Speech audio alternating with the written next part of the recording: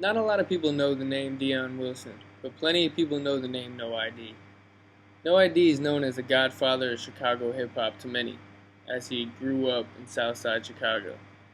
He had a heavy influence primarily early on in his career when he was working with Common, making all of the beats for all of Common's albums and producing each track individually, exclusively himself. He was at one point the vice president of Def Jam and also the president of Good Music, which is Kanye's label. When he was about 20 and Kanye was about 14, their mothers were working together at the Chicago State University, where they were both teachers. And Kanye, his mother, asked Dion's mother if she would be able to introduce the two so that Kanye could begin to learn music production.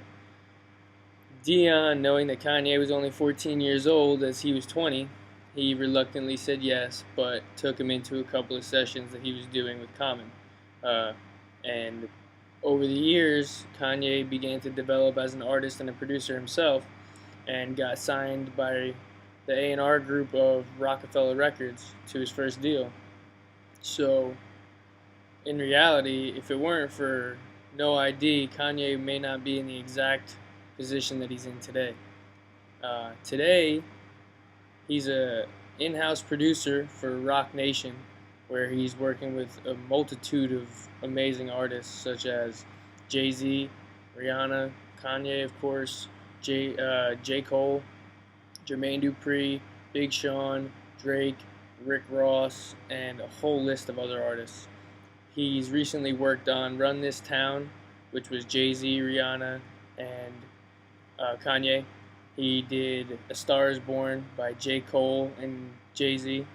He did Death of Autotune in 2007, which is his most notable work because he made that beat in Machine, which is a Native Instruments software plugin and hardware plugin, or hardware piece of equipment. And he also recorded Jay-Z and produced the entire track. So he got a lot of credit for that recently. He also has done My Last, which was Chris Brown and Big Sean. That's been a radio hit for a few months. And what he does in each production is he intertwines deep hip-hop roots with a fresh, modern style of production. And he works on projects from beginning to end so that he'll make the beat with the artist and they can constructively put everything together from scratch. By doing so, he can let the music speak for itself rather, so that the music is all that needs to be listened to in order for someone to get the message across. And I think that that's the ultimate goal of music, which is why I think No ID is such a phenomenal producer and should be appreciated as the godfather of Chicago hip hop, if not all hip hop.